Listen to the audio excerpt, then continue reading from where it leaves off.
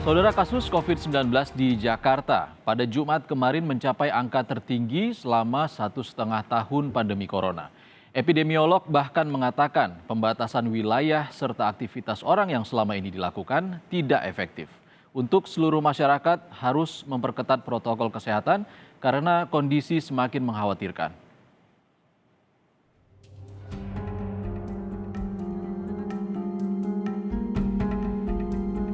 Penyebaran kasus COVID-19 kian meningkat di ibu kota. Pada Jumat kemarin 18 Juni 2021, ibu kota kembali mencatat rekor kasus positif tertinggi sepanjang pandemi.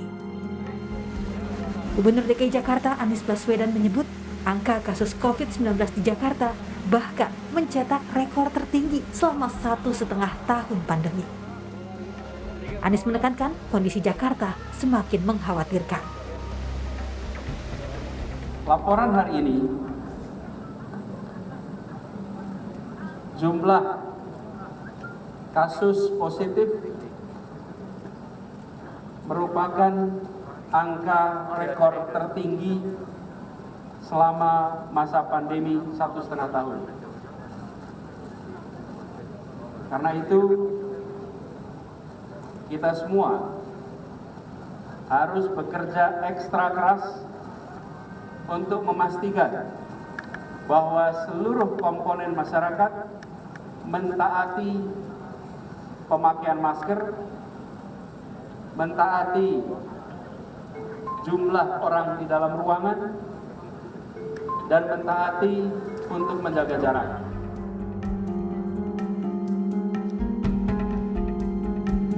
Sementara itu, tingkat keterisian rumah sakit di Jakarta pun meningkat drastis.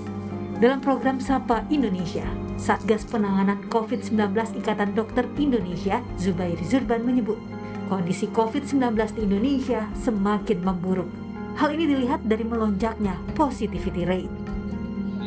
Jadi positivity rate seminggu itu kalau DKI sudah pernah turun sampai 8%, untuk sampai hari ini jam ini sudah naik ke 21,8%. Itu luar biasa kenaikannya, berarti risiko penularan di DKI itu meningkat cepat banget. Sedangkan kalau di Indonesia lebih lagi, per sekarang ini 35,2%. Jadi amat sangat besar masalah kita di Republik ini. Sementara, epidemiolog Griffith University Diki Budiman mengatakan ledakan kasus corona merupakan akumulasi dari banyak faktor. Pembatasan wilayah serta aktivitas orang yang selama ini dilakukan jelas tidak efektif.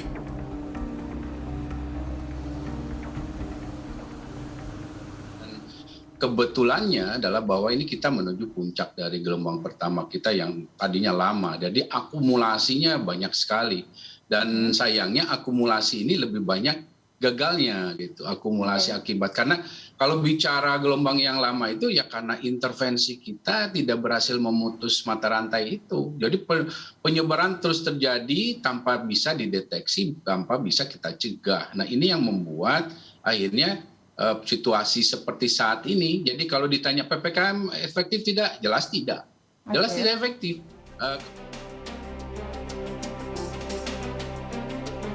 Selama 2 hari terakhir, kasus harian positif corona mencapai lebih dari 12.500 orang pada tanggal 17 dan 18 Juni. Pada Jumat kemarin, kasus positif sebanyak 12.990, jumlah yang sembuh sebanyak 7.907 dan meninggal dunia 290 orang. Hal ini membuat total kasus COVID-19 di Indonesia mencapai 1.963.266 orang dan jumlah kematian akibat corona sebanyak 54.043 orang. Lonjakan kasus COVID-19 juga membuat Rumah Sakit Darurat COVID-19 Wisma Atlet Kemayoran Jakarta sudah tidak menerima pasien tanpa gejala. Jumat kemarin, dalam satu hari, lebih dari 1.000 pasien masuk tower 6 dan kini tingkat keterisian mencapai 78,6%. Rumah Sakit Darurat COVID-19 pun mengaktifkan tower Pademangan. Banyaknya pasien corona juga membuat asrama haji Pondok Gede Jakarta Timur akan menjadi salah satu lokasi isolasi bagi pasien COVID tanpa gejala. Sebanyak 3 gedung dengan kapasitas 800 tempat tidur siap menampung pasien. Nantinya, tenaga medis serta alat-alat medis serta ambulans akan didatangkan. Tim Liputan, Kompas TV.